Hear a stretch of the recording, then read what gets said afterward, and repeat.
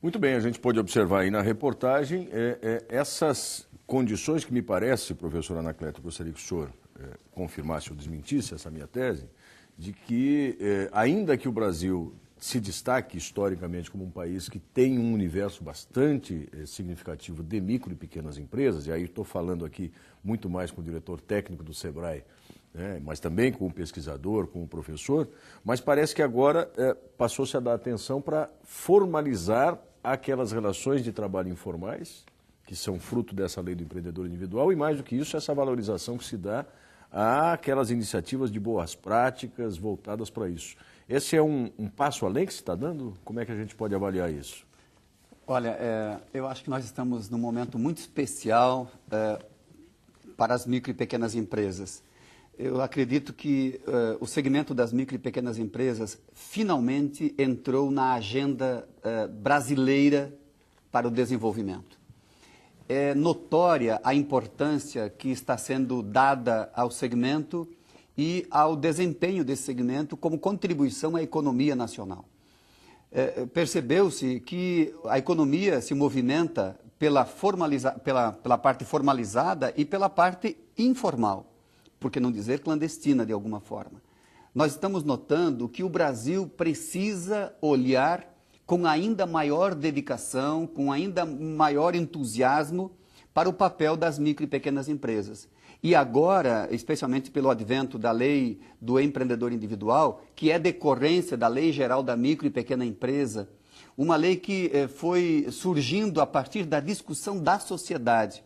A sociedade organizada, a partir de associações de classe, criaram uma discussão tão forte, tão positiva, que governantes, políticos, parlamentares, pessoas ligadas à atividade pública não puderam deixar de contemplar como positiva a ação dessas lideranças.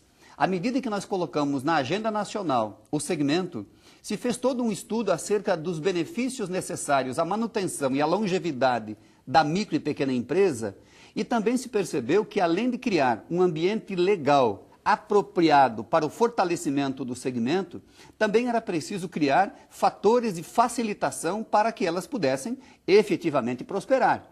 Aí que está dentro da lei, uma vez formalizada, uma vez integrada às oportunidades que serão contempladas, ela tem a percepção de aproveitar o mercado de venda de produtos a governos, então as vendas governamentais vêm no bojo da lei, a facilitação da micro e pequena empresa vender pequenos lotes ao governo, seja ele municipal, estadual ou federal, a facilitação do segmento de acesso a crédito, de capacitação, de preparação para atuar no mercado, um conjunto de soluções veio com a lei.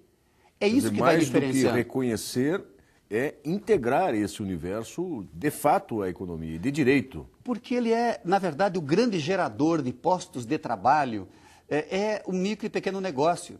A grande empresa talvez tenha como grande contribuição a geração de grandes volumes de impostos, de evolução tecnológica, mas também é verdade que o desenvolvimento regional, o local, aquele desenvolvimento fruto de ação comunitária, está mais presente na micro e pequena empresa. E o empreendedor individual que estava fora do cenário econômico, não estava figurando nas estatísticas, sobe agora para um degrau de importância absolutamente nunca vivido anteriormente. O empreendedor individual, e a reportagem citou isso, é aquele que faz o tecido da economia ser tão robusto, tão resistente, que não é uma crise de um setor que vai dizimar, que vai fazer desaparecer uma determinada região. Porque a micro e pequena empresa, numa condição de associar-se, também responde positivamente e com muito mais robustez a eventuais abalos na economia. A retomada numa micro e pequena empresa é melhor quando ela tem essa percepção de estar sempre atuando com algum grau de inovação, com mercados alternativos, ora para o mercado de consumidores de natureza privada, né, o cliente normal, ou então mercados de natureza pública. Essa percepção de oportunidade das micro e pequenas empresas, agora empreendedores individuais formalizados, é que dá o ganho de escala. Eu dizia até anteriormente à professora, nós temos a micro e pequena empresa muitas vezes frágil, quando isolada. quando ela se torna parte de um processo, por exemplo, um arranjo produtivo local, uma ação coletiva, não deixa essa empresa isolada, cria um vínculo, cria um fator de integração, e aí vale o adágio popular. Se correr o bicho pega, se ficar o bicho come, mas se juntar, nós vamos assustar o bicho da decaída, da morte prematura de micro e pequenas empresas, sejam elas no modelo anterior ou agora no advento da lei do empreendedor individual. Aliás, o Sebrae do Brasil inteiro e o Sebrae de Santa Catarina em especial, está fazendo um grande movimento, um esforço muito grande para fazer até o final de 2010 a formalização de mais de 25 mil empreendedores individuais. O Brasil deverá passar este ano, com alguns números do ano passado, talvez aí no máximo até meados de 2011, a formalizar mais de 1 milhão de empreendedores que estavam no mundo da informalidade. São números fantásticos. Haverá uma contribuição para a Previdência Social, haverá uma contribuição para a economia, nós teremos pessoas muito mais próximas de oportunidades, porque elas estarão acessando o crédito, estarão recebendo do Sebrae, por exemplo, o apoio necessário e a capacitação que vão precisar, estarão recebendo orientação por consultores e por organismos especializados no acolhimento dessas inquietudes. E o Brasil tem o jeito, a cara, a identidade da micro e pequena empresa e agora percebe também, tem o jeito, o DNA de uma empresa de natureza informal que agora surge para o mundo da formalidade. É por isso que a gente se entusiasma, é por isso que se percebe o brilho do olhar de um empreendedor individual quando ele chega na junta comercial, quando ele chega no escritório de contabilidade, que o escritório de contabilidade é exatamente o espaço onde ele vai ter o amparo inicial para fazer a devida etapa seguinte, que é, então, ser uma empresa. E agora no estado de Santa Catarina já pode ter a inscrição estadual, poderá tirar a sua nota, com toda uma gama de vantagens. Então, se alguém, estudante, empresário que tem aí a sua atividade, mas que não sabe se formaliza ou não, a dica é formalize, busque um aprofundamento, crie fatores de crescimento e desenvolvimento, ampare suas angústias na capacitação, diminua sua ansiedade pela busca de ajuda de quem está pronto para lhe ajudar. O Sebrae, as universidades, os consultores, os órgãos de apoio tecnológico, há um universo muito grande. E nós vivemos em 2010 a condição, o advento de ter conhecimento disponível de muitas maneiras. Basta que o empreendedor queira acessar esse conhecimento. O filme antigo, né, O Nome da Rosa, era uma espécie de enunciado que mostrava como era difícil acessar o conhecimento. Ele era algo protegido, quase inacessível. Hoje, o grande desafio para o mundo empreendedor é ter a capacidade seletiva. De tantas possibilidades de acessar conhecimento e informações, o principal desafio hoje do empreendedor é, diante de tanta coisa, o que é que realmente é prioritário? O que será estratégico a ponto de utilizar essa informação como fator diferenciador da ação desse empreendedor? À medida que ele tem essa capacidade de selecionar, naturalmente ele se coloca numa posição de vantagem em relação ao seu universo de concorrentes. Agora, a partir de tantas e tais e tão específicas perspectivas, né, dessa lei do empreendedor individual, enfim, como é que a gente pode tentar traçar desafios e caminhos do empreendedorismo aí? O que é que ainda precisa ser melhor resolvido, tanto no âmbito dessas empresas que estão se formalizando, quanto das clássicas e tradicionais micro e pequenas empresas que a gente conhece, que são atendidas há tantos anos pelo Sebrae? Bom, nós estamos sentindo, e o Sebrae é prova disso, que há um movimento muito mais positivo, há um movimento muito mais acentuado por parte de empreendedores, tanto candidatos a empresários, quanto de empresários já constituídos. Há um movimento muito mais significativo na busca de soluções para alcançar a longevidade. Não há interesse de nenhum dos setores de natureza pública ou privada que atenda a qualquer segmento que a empresa não prospere. Nós costumamos dizer do Sebrae em todo o Brasil que a prosperidade, o crescimento, o sucesso da micro e pequena empresa é também o nosso sucesso. A vantagem de ter a empresa com a longevidade garantida é que nós também nos sentiremos copartícipes desse processo. Uma coisa importante é que nós vivemos num período que conhecimento é diferencial. Mas conhecimento não na prateleira, não dentro de um computador ou dentro de uma reserva de pouco acesso. Conhecimento precisa ser capilarizado por todos os espaços organizacionais. A pequena empresa, à medida que tem a possibilidade de uma gestão do conhecimento avançada, na perspectiva de usá-lo na plenitude ou pelo menos aproveitá-lo muito mais, isso fará diferença. A agregação de valor na empresa não será possível senão pela via do conhecimento. Informação não é mais problema, não é mais falta de informação que vai gerar falta de competitividade. Será a capacidade de encontrar a melhor informação ajustada ao objetivo, ao interesse organizacional. Então, os caminhos para empreender hoje estão abertos, estão claros, mas precisa se compreender que o cenário tem mudanças significativas.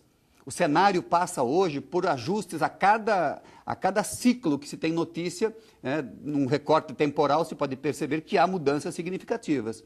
Ora, nós estamos vendo que inovação já não é mais um fator isolado desta ou daquela empresa.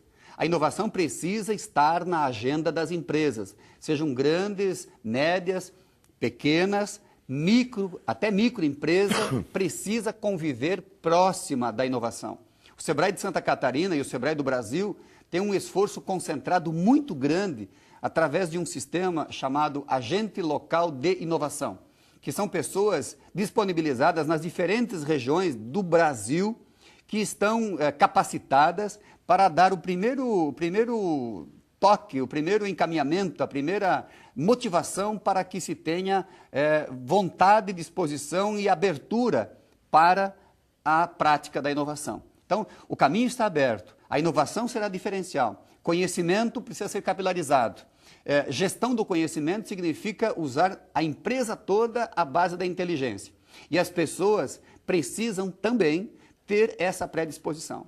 As duas liberdades, entre a liberdade de não participar de movimentos de mudança da empresa e a liberdade de participar, que a gente exercite mais a liberdade de participar, de ser um grande agente dessa mudança, de ser um grande provocador de mudança, que a inquietude do empreendedor seja o diferencial. Não há possibilidade de um agente externo simplesmente chegar e provocar mudanças e garantir que isso vai dar certo. É preciso, muitas vezes, sim, a intervenção externa, a ajuda externa da empresa para que ela sinta onde está perdendo mercado, fôlego, energia, mas, principalmente, o caminho está aberto para aqueles que estiverem se preparando, estiverem atentos, sensíveis o bastante para que a obsolescência seja criada por ele, não pelo concorrente. A exemplo da Microsoft, que toda vez que surge uma versão nova, torna obsoleto o seu produto anterior. Quando o concorrente fizer isso, eles perderão o mercado. Assim vale também para o nosso empreendedor, para as nossas empresas que querem aproveitar essas oportunidades. Estamos aqui em mais uma teleconferência do programa Oficinas de Gestão, Oportunidades de Desenvolvimento, hoje conversando sobre o tema Desafios e Caminhos do Empreendedorismo, com o professor Anacleto Ângelo Ortigara, também pesquisador e diretor técnico do Sebrae, aqui em Santa Catarina. O professor me mostrava agora há pouco, antes da gente começar essa teleconferência, que há dados, inclusive, que revelam algumas curiosidades, eu diria, do perfil do empreendedor, né? Quer dizer, quem é, se ele é homem, se é mulher, qual é a idade. Vamos tentar só referir, porque eu acho curioso a gente trazer alguns desses dados aí de uma pesquisa recente, né? A pesquisa é muito interessante. Nós homens estamos diante de um grande movimento feminino e que é muito positivo, porque isso não deve apenas valorizar as mulheres, deve fazer despertar os homens, para que eles percebam que não há aqui a prática do feminismo ou de qualquer outra prática com ismo por aí, mas a evidente melhoria de performance das mulheres está hoje nas pesquisas. Nós temos hoje a presença de mulheres no comando que passam da metade, já chegam a 53%. A última pesquisa da GEM coloca isso. Há um avanço, as mulheres estão, por suas qualidades, por sua perspicácia, por sua capacidade naturalmente, por sua inteligência de interpretar cenários, interpretar oportunidades, avançaram e estão hoje 53 a 47. A 47. Esse é um dado. Com relação à faixa etária? A faixa etária coloca mais da metade, nós temos a pesquisa última que também revela, mais da metade, 52%, para ser mais preciso, dos números colocam até 34 anos as pessoas no comando. Nós estamos avançando muito no sentido de utilizar bem a capacidade e a energia da juventude. Esta é, sem dúvida, uma notícia que deve fazer ao jovem muito bem, mas deve fazer ainda mais significado, deve ter muito mais significado àqueles que estão hoje no preparo profissional, já enxergando oportunidades decorrentes desse preparo. Evidente que não é porque é jovem que terá o lugar no comando. Será porque tem aí a juventude, o que também não significa dizer que a pessoa mais madura seja simplesmente desalojada, descartada. Não. Me parece que o que está acontecendo é um preparo maior numa faixa etária já mais jovem e, por isso, o aproveitamento dessa condição. O advento da tecnologia da informação é, sem dúvida, um fator preponderante nisso. Nós estamos atravessando uma era que deixa para trás um tempo analógico para ingressar definitivamente num tempo digital. E é evidente que está muito mais aberto a essa digitalização quem nasce nessa digitalização. Nós estamos vivendo uma época em que nós somos os privilegiados, nós, enquanto membros de uma sociedade que deixa um paradigma analógico e ingressa num paradigma digital, nós somos privilegiados. Não haverá outro tempo na humanidade que tenha essa mesma travessia. Mas o jovem que vive a realidade digitalizada tem muito mais facilidade em utilizar todas essas ferramentas, essas tecnologias. Tem, naturalmente, muito fundamento a ideia de que a convivência com mais desenvoltura, com essas novas ferramentas tecnológicas, tem dado uma contribuição para que se tenha maior aproveitamento de jovens no comando. Também é verdade que não é difícil aprender esses desafios, essas novas tecnologias, mas ela exige um cuidado adicional. Para quem vem numa referência como nós viemos, de uma travessia, quem tem aí acima dos 35, 40 anos, vem de uma referência anterior que já é preciso fazer adaptações.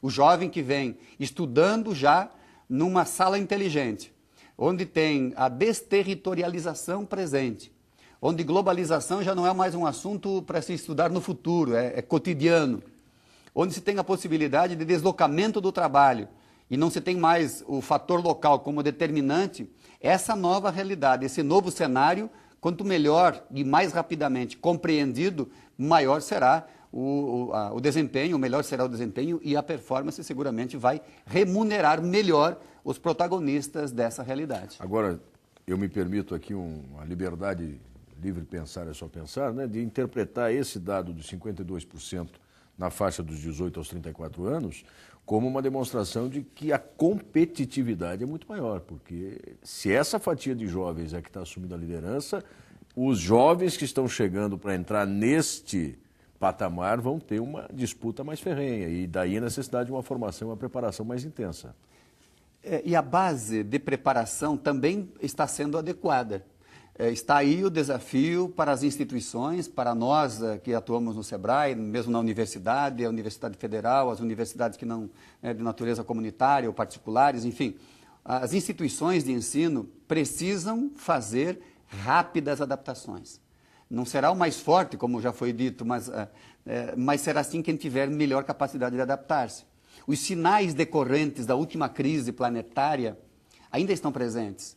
A informação não tem mais o problema da barreira de velocidade. A velocidade já não é mais problema, é instantaneidade.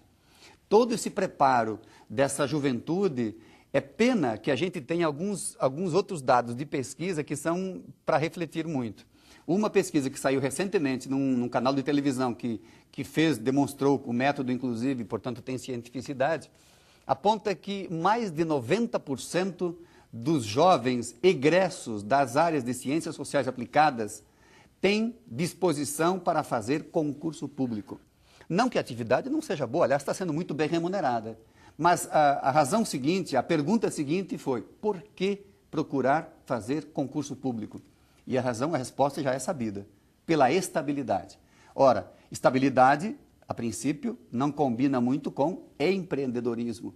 O empreendedor tem, por natureza, inquietude. Estabilidade não é pauta do empreendedor. É quase que um choque para o empreendedor falar de estabilidade. Então, nesse universo de oportunidades, alguns movimentos parece que vão um pouco na contramão, vão na direção oposta.